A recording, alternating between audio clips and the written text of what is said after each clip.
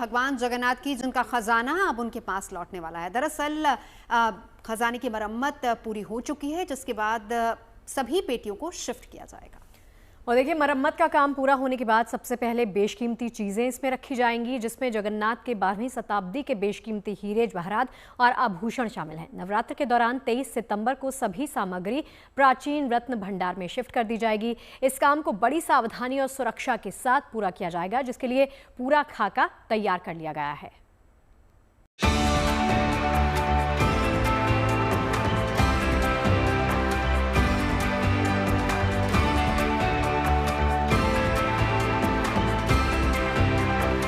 उड़ीसा में आस्था और भक्ति के महातीर्थ पुरी के प्रसिद्ध जगन्नाथ मंदिर में ठीक 4 दिन बाद बड़ी ऐतिहासिक घड़ी आने वाली है। 23 सितंबर को भगवान जगन्नाथ के 12वीं शताब्दी के बेशकीमती हीरे जवाहरात और आभूषण मंदिर परिसर में स्थित प्राचीन रत्न भंडार में शिफ्ट कर दिए जाएंगे।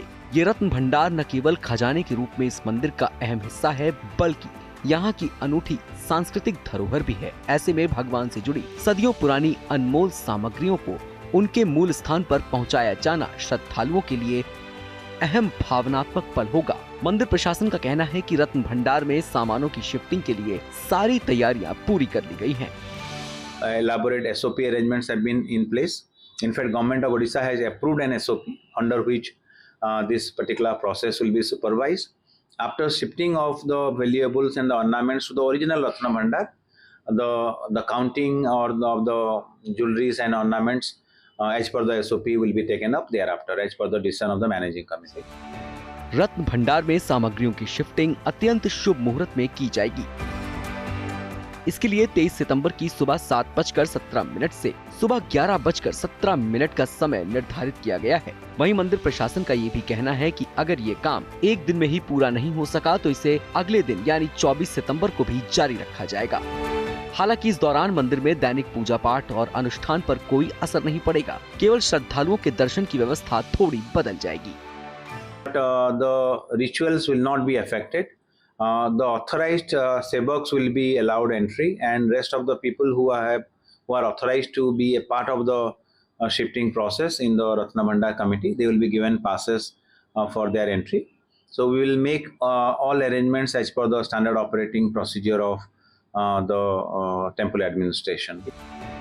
रत्न भंडार में आभूषण और जवाहरात लोहे की अलमारियों और संदूक में रखे जाएंगे। शिफ्टिंग की पूरी प्रक्रिया के दौरान एक मजिस्ट्रेट मौजूद रहेंगे। मजिस्ट्रेट पर शिफ्टिंग का काम सुचारू और सुरक्षित तरीके से संपन्न कराने की जिम्मेदारी होगी। रत्न भंडार में मौजूद खजाने की अंतिम सूची मंदिर प्रबंधन समिति तैयार करेगी। शिफ्टिंग के बाद रत्न भंडार को अधिकारियों की मौजूदगी में सील कर दिया जाएगा। इसके बाद रत्न भंडार की चाबी जिले की ट्रेजरी में जमा करा दी जाएगी।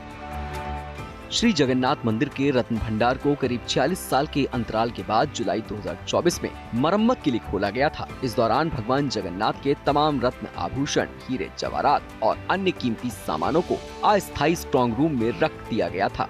अब रत्न भंडार की मरम्मत का काम भारतीय पुरातत्व सर्वेक्षण की ओर से पूरा कर लिया गया है, तो इस खजाने को अपनी जगह पर पहुंचा दिया जाएगा और इस तरह भगवान का सामान आखिरकार उनके अपने खजाने में वापस आ जाएगा। Bureau report, good news today.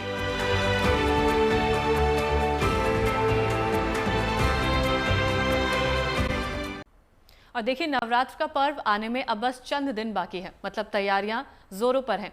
दुकानें माता की चुनरी और पूजा पाठ की चीजों से सज चुकी हैं। देश भर में तैयारियों को अंतिम रूप दिया जा रहा है, मगर गुजरात में कुछ अलग ही हो रहा है। यहाँ की रौनक सबको अपनी ओर खींच रही है। जी हाँ, देखिए, क्योंकि यहाँ नवरात्र में होता है गरबा और डांडिया। अहमदाबाद से लेकर वडोदरा तक गरबा प्रैक्टिस के साथ ही गरबा पंडाल भी सज संवर रहे हैं। गरबा की रौनक, सुरक्षा के पुख्ता इंतजाम और बारिश से निपटने की तैयारी, सब कुछ इस बार खास होने वाला है। नवरात्रि शुरू होने वाला है।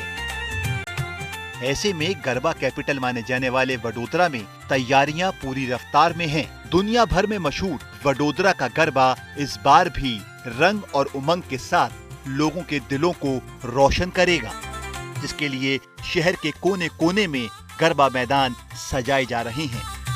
लाइटिंग, रंगोली और थीम डेकोरेशन से पंडालों की खूबसूरती देखते ही बन रही है। कि जो 9 दिन होते हैं उसके लिए हम ऐसे तो पूरी साल तैयारी में रहते हैं, बट ग्राउंड की जो तैयारी होती है वो ऑलमोस्ट अभी हमारी पूरी होने आई है और हम लोग we are ready to play Garba any time. जितनी भी चीज़ें थी जो खास करके सिक्योरिटी की अगर हम लोग बात करें, क्योंकि इतना बड़ा जब आयोजन होता है करीबन मैं जानता हूँ तब तक कम से कम 75,000 खिलैया एक साथ गरबे खेल पाए, इतनी व्यवस्था हमने इस बार की है। बात वडोदरा की हो तो गरबा की धुन पर थिरकता हर दिल इस जश्न को और खास बना देता है। पारंपरिक सजावट से लेकर आधुनिक थीम तक वडोदरा के गरबा को खास बनाने के लिए तैयार हैं। सिर्फ साज सज्जा ही नहीं, सुरक्षा इंतजाम भी इस बार बेहद खास रहने वाले हैं। नवरात्रि के दौरान वडोदरा में पुलिस का सख्त पहरा रहेगा। हर गरबा ग्राउंड पर सीसीटीवी कैमरों से निगरानी की जाएगी।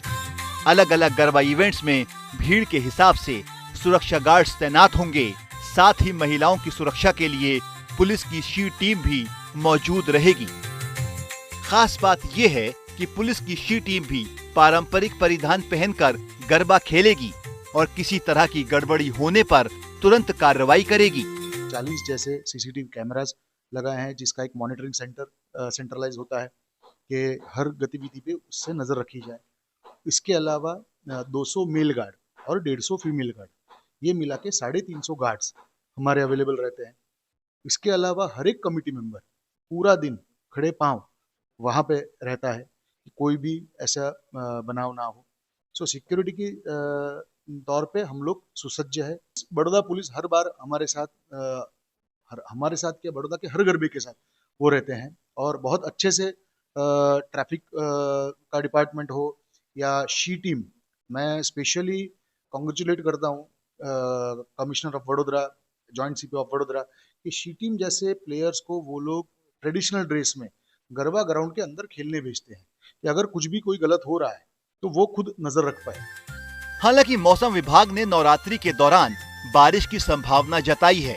ऐसे में आयोजक मैदानों में बारिश का पानी तुरंत निकालने और बारिश के रुकते ही तुरंत गरबा दोबारा शुरू करने की योजना पर काम कर रहे हैं, जिससे किसी तरह की रुकावट का सामना ना करना पड़े। 24 परपोलेटेड वॉल बनाई है जिसमें से पानी सीधा जमीन के अंदर निकल जाए। उसके अलावा नीक है और बाकी सब तैयारी हमारी रहती है।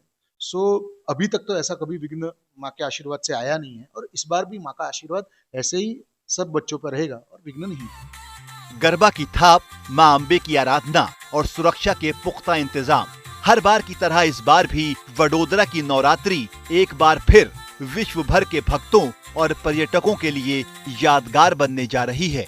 दिग्विजय पाठक, वडोदरा, गुड न्यूज टुडे। चलिए अब आपको रामनगरी अयोध्या लिए चलते हैं जहां पर लगी है गिलहरी की मूर्ति। राम मंदिर के पास गिलहरी की मूर्ति की स्थापना की गई और ये मूर्ति अंगद टीले पर स्थापित की गई है। गिलहरी की मूर्ति को एक ऐसी जगह पर लगाया गया है जहां से गिलहरी मंदिर को निहारती नजर आ रही है। गिलहरी का ये बड़ा सा स्टैचू सभी राम भक्तों के लिए पूजनीय है। रामलला के दर्शन के लिए पहुंचे भक्त गिलहरी की प्रतिमा के साथ फोटो भी खिंचवा रहे हैं। कथा यह है कि जब भगवान राम और वानर सेना माता सीता तक पहुंचने के लिए राम सेतु बना रहे थे, तब एक छोटी सी गिलहरी भी उसमें शामिल हो गई।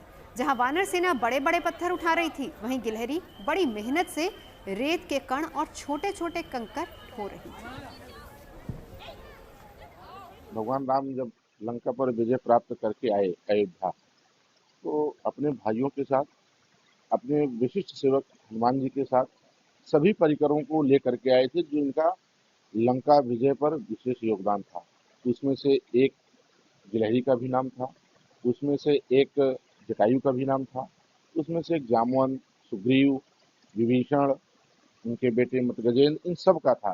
तो आप देख सकते हैं अयोध्या की जो भौगोलिक स्थिति है उसमें भगवान राम ने अपने राम मंदिर के चारों तरफ, यानी अपने महल के चारों तरफ, आप ऐसे क्रम से देखेंगे हनुमानगढ़ी, सुग्रीव किला, अंगद टीला, कुबेर टीला, सुग्रीव किला, इस तरह से चारों तरफ उन्होंने बसाया था।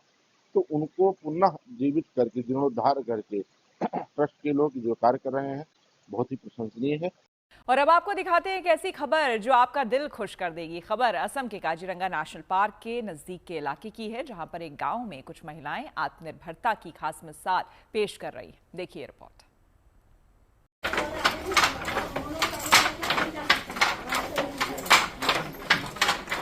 करघे पर काम कर रही ये महिलाएं केवल दूसरों के लिए कपड़े नहीं बुन रही, बल्कि असल में ये अपने लिए जीने की राह तैयार कर रही हैं, अपने सपने बुन रही हैं और उन्हें साकार कर रही हैं। असम में कालियाबोर के रंगालू में चल रहे इस वीविंग सेंटर में इन महिलाओं को रोजगार मिला है।